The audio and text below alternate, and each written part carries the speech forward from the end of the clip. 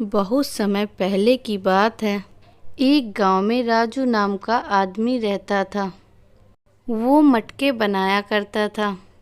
उसके मटके लोग ज़्यादा पसंद नहीं करते थे। राजू रोज़ नए मटके बनाता और बाजार जाकर बेचता, मगर बड़ी मुश्किल से एक मटका बेच पाता था। राजू का एक पड़ोसी श्याम ने उससे आकर कहा, अरे राजू, आज तो तुम्हारे मटके वैसे के वैसे ही हैं। हाँ श्याम भाई, मेरे मटके बिक ही नहीं रहे हैं। अरे राजू भाई, मैंने ही तुम्हारे मटके ले लिए होते, मगर मेरा धंधा आज कुछ खास नहीं चला, नहीं तो मैं तुम्हारे मटके जरूर खरीद लेता। श्याम भाई, तुमने पूछा यही बहुत है मेरे लिए। चलो घर चलते हैं राजू। श्याम भाई, 2 दिन से कुछ खाया भी नहीं है।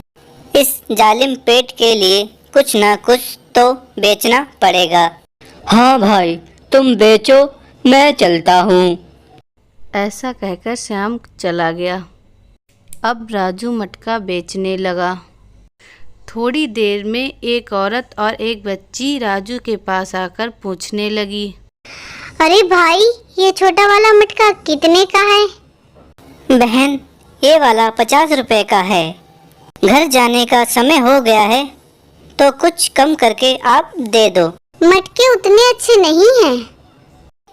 एक काम कीजिए, ये मटका 30 रुपए में ले लीजिए, इससे कम तो नहीं आएगा। नहीं भैया, ये मटका अगर 20 रुपए का देना हो तो दो। मैं इससे 1 रुपया भी ज्यादा नहीं दूंगी। ठीक है, ये लो मटका। औरत ने 20 रुपए देकर मटका खरीदा और वहां से चली गई। राजू को दिन भर की कमाई में 20 रुपए ही मिले थे, इसलिए राजू थोड़ा नाराज होने के कारण जल्द ही निकल गया था। शाम होने के कारण वह जंगल के रास्ते से घर जाने लगा। वो सोच रहा था, सारे दिन की कमाई 20 रुपए है, भगवान अब क्या होगा। वह कभी कभी जंगल के रास्ते से जाया करता था, इसलिए उसे डर नहीं लगता था। राजू एक पेड़ के नीचे से जा रहा था, तभी उसे किसी की आवाज़ सुनाई दी, राजू राजू राजू। वह रास्ते में फिर जाने लगा। राजू राजू, फिर आवाज़ सुनाई देती है। कौन है? किसने आवाज लगाई? तभी राजू को पेड़ के नीचे एक औरत दिखाई देती है। आप कौन हो? और इतनी रात को सुनसान जंगल में क्या कर रही हैं? मेरा नाम माया है। मैं घर से भाग कर आई हूँ, इसलिए मैं यहाँ बैठी हूँ। माया जी, इतनी रात इस घने जंगल में रहना ठीक नहीं है। आपको ठीक लगे तो आप मेरे साथ मेरे घर चल सकती हैं। ठीक है, मैं आपके साथ आपके घर आऊंगी। ऐसा कहकर माया उसके पीछे पीछे उसके घर जाने लगी। राजू को पता ही नहीं था जिसे वह घर लेकर जा रहा था वह एक चुड़ैल है। कुछ समय बाद राजू माया को घर लेकर चला गया। मेरे इस छोटे से घर में आप जहाँ चाहें वहाँ रह सकती हैं। इस घर में कुछ भी नहीं है, आपको खाना भी नहीं दे सकता, क्योंकि 2 दिन से मेरा एक भी मटका नहीं बिका। आज सिर्फ एक ही मटका बिका है। उस 20 रुपए से चने लेकर आया हूँ, इसमें से आप थोड़ा खा लीजिए, थोड़े मैं खा लेता हूँ। ऐसा कहकर माया और राजू चने खाकर सो जाते हैं। माया रात होने के कारण थोड़ा देर से सोकर उठती है और वह अपने रूप में आ जाती है। वह घर में जाकर देखती है, घर में कुछ भी खाने की चीज़ नहीं होती है।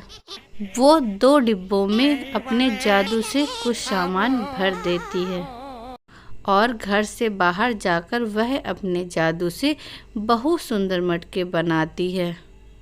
मटके बन जाने के बाद वह वापस जाकर सो जाती है। सुबह होने से पहले माया राजू से पहले उठ जाती है, घर के सारे काम करने लगती है। थोड़ी देर में राजू उठता है।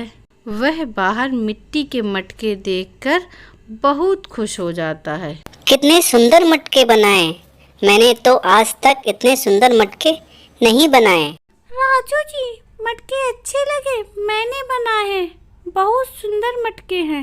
माया जी, इतने सुंदर मटके बनाना आपने कहाँ से सीखा है?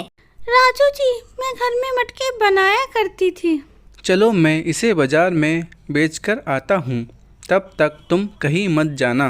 मैं यहीं रहूंगी, आप चिंता मत कीजिए। ऐसा कहकर राजू मटके लेकर बेचने के लिए बाजार जाता है।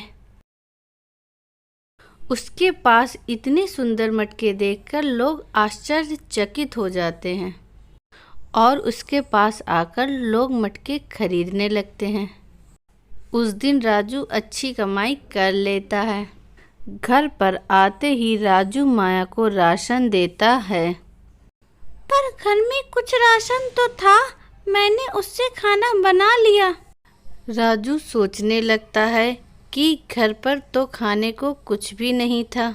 माया राजू को ले जाकर डिब्बे में राशन दिखाती है। आप हाथ मुंह धो लीजिए, मैं खाना लगा देती हूँ।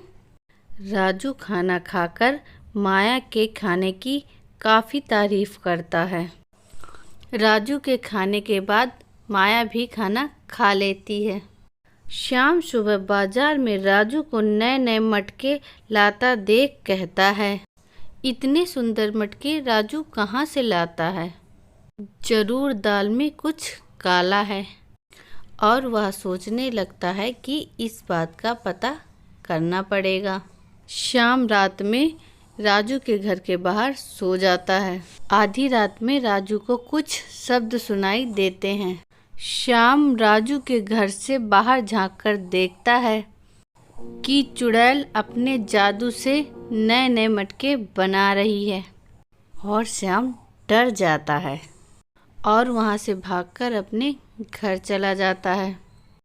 सुबह वह देखता है राजू मटके लेकर बाजार जा रहा है।